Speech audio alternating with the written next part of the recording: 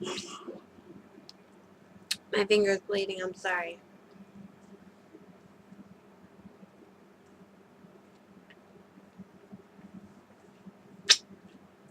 I think it's done.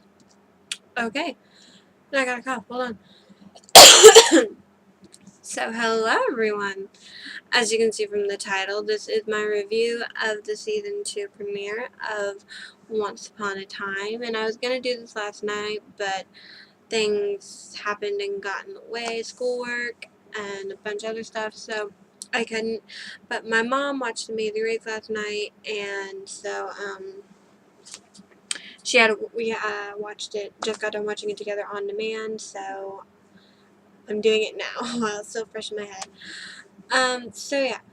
The premiere was so good, you guys. Like, if you missed it, you need to watch it because it was so good. And it made me flail with happiness and want to throw stuff at my TV from anger. It was just really good. And it picked off right where season 1 ended with with Rumple having brought magic to Storybrooke. But first and foremost, the episode really started off with this guy that we see. He's walking through town and, some other place, and, he's kind of not having a great day. And then this bird lands in his windowsill because he can't close his window and leaves a message for him. And he picks it up and it says broken. And it's a postcard. And he flips it over, and it says it's a postcard from Storybrooke, because on the front it says, "Welcome to Storybrooke." So, yeah, and that's the last you see the guy for the rest of the episode. Kind of interested to see who that is. I know a lot of people on Tumblr are thinking, ooh, what if it's Bae? And if it is Bae, that'd be cool. I don't know if it is, but we shall see. Yeah, and then it kind of transitions to Prince Philip, who I knew as Hot Doctor from Pretty Little Liars, Ren. So that made me excited. And Princess Aurora, Sleeping Beauty, and him waking her up, and then him being accompanied by Mulan, played by Jamie Chung, who I love. I've known about Jamie Chung since I watched season of the Real World San Diego, I believe. And so, yeah, so when I found out she was going to be playing Mulan, I was so excited because she's awesome. So, yeah, anyway. So then it transitions to Storybrooke, where the smoke has dissipated and everyone's kind of like looking around like, what just happened? And then everyone starts going around and seeing each other, and everyone's remembering, like, Red hugs Snow, and Granny hugs Charming, and then vice versa, and then all the dwarves show up, and Snow hugs them, and then everyone's asking questions like, what was the smoke, what's going on, and Snow basically like, well, all that can, like, go in the back burner, because first and foremost, I want to see my daughter. And then Emma pops up, and then there's a really sweet moment of Snow and Charming hugging Emma, and oh my god, guys, I don't know about you, but seeing Jennifer Goodwin cry, I can't do it. I just can't look at her and not get teary-eyed. She and Lana, I can't look at either of them, get teary-eyed and not, like, cry, or get teary-eyed and me not do the same.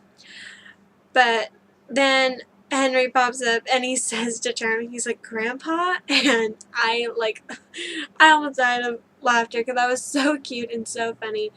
But also so true, because technically Charming is Henry's grandpa, and I'm sorry, it's going to be really weird to watch the dynamic between Charming, Snow, and Emma, considering the fact that those three look like they're about the same age, but yet Charming and Snow are Emma's parents, so yeah, that's fun. And then it went to, well, actually, I think that was the Rumpelstiltskin Belle scene, but I'm going to save all the Rumple Belle stuff for the end, because I know I'll probably talk a lot about that. But then it showed, like, Archie running over to them all, saying how the townspeople are all going to Regina's to kill her, and then it shows them, at Regina's house, and Regina, thinks she's all badass because, she knows magic is back, and she tries to use her magic, but it doesn't work. And then you have Dr. Whale, who says to Charming, "You're not my prince." And, Charming be like, "Who are you?" And then Dr. Whale being that saying, it's none of Charming's business. So that's another thing I'm excited for this season. Who is Dr. Whale? Like, I've tried to figure it out, but I can't think of any fairy tale creature that Dr. Whale can be. And then my gears started working overdrive because he says he's not, Prince Charming's not his prince, so, What are you guys' theories about Dr. Whale? Who do you think Dr. Whale is? I want to hear your theories. But yeah, so then they lock Regina in jail. And in the fairy tale world, I still can't remember what the creature's called, but I know Tumblr made a big deal of calling it a Dementor, because that's what it looked like. So I'm going to call it a Dementor, because I cannot honestly remember. I know they said it, I think, like twice, 2 or 3 times in the episode, but I can't remember what it's called, so I'm going to call it Dementor. If anyone has a problem with that, I'm very sorry. But that's what I'm going to call it. So anyway, in the fairy tale world, like the Dementor burst out of the floor, and Philip is like swinging a sword at it, and he cuts off its necklace, but then Philip grabs it, and apparently that's a bad thing, because if you touch the medallion thing, it leaves an imprint on your hand, which then makes you like a target for the Dementor, and so that's not good. And Rumpelstiltskin, well, I gotta mention Rumple Little, but he promises Belle that he will not kill Regina, even though he really wants to. So he has the medallion for the Dementor, and he summons it, and, well, first he puts it in Regina's hand so Regina gets the mark on her hand, and then he summons it to kill Regina, which, by the way they kill it, they suck out their soul. So then, I lost my train of thought. So then, Emma, Snow, and Charming have to all try to protect Regina from the Dementor. And at one point, and then Regina comes up with a plan because you can't kill it. Regina comes up with a plan to send it to the fairy tale world, which she says doesn't exist anymore. It's like Oblivion, basically. And she decides to do that by using Jefferson's hat.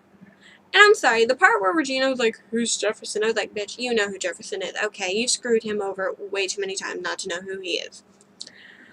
And I think even Emma gave her a look like, "Please, I know you're lying right now." But then she tries to work the hat, and at first I thought it wasn't working because I thought like maybe Jefferson's the only one that can use it, because the 2 times we've seen the hat work, Jefferson's been the one to spin it. So I assumed, oh, it's not working because Regina can't work it. It has to be Jefferson. But then Emma touched Regina and then it worked. So then, if I'm correct, I believe that means that Emma has magic.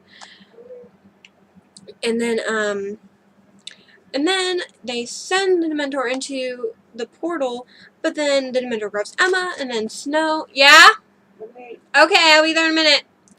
And then Snow jumps in after because she says she's not going to lose Emma again, and then Charming tries to jump in after them, but the portal closes, and he lands on the hat, which breaks the hat, which means, I have a feeling that the hat's broken, so I don't know what that means. Like, since magic is back, can Jefferson maybe make a new one that actually works this time?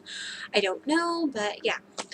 And then Regina magically gets her powers back. I'm wondering if by Emma touching her, she somehow gave Regina magic or something. I don't know. If anyone has I either knows or has a theory about how Regina suddenly got her magic back, can you please tell me in the comments? Yeah!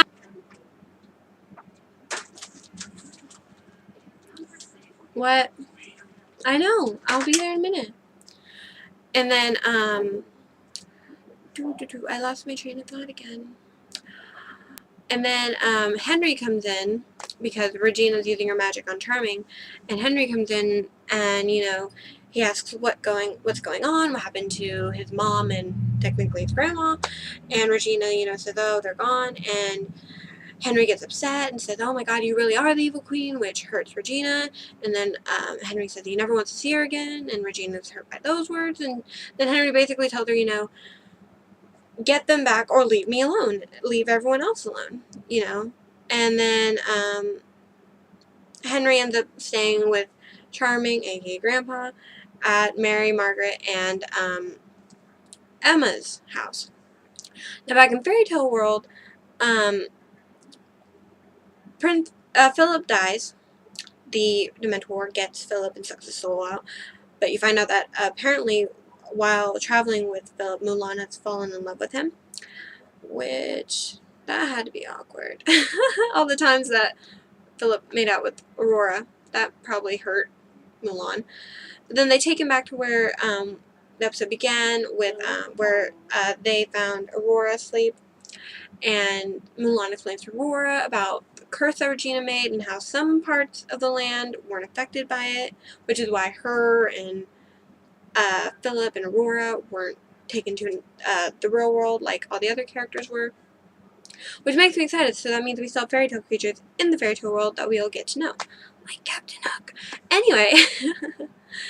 And then they hear, like, movement, so they go over to where the Dementor came out, and Mulan moves a piece of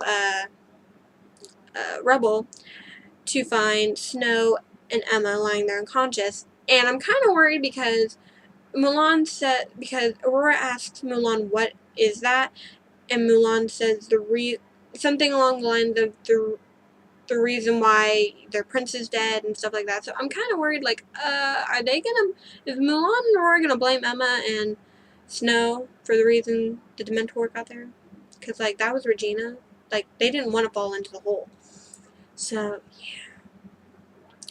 And now for the Rumple Bella. Ooh, oh my god. I just realized I said Bella. I'm sorry, I meant Belle. Okay, first of all, am I the only one that noticed that Belle's hair got significantly darker from last season? But yeah, that's the first thing I noticed. But,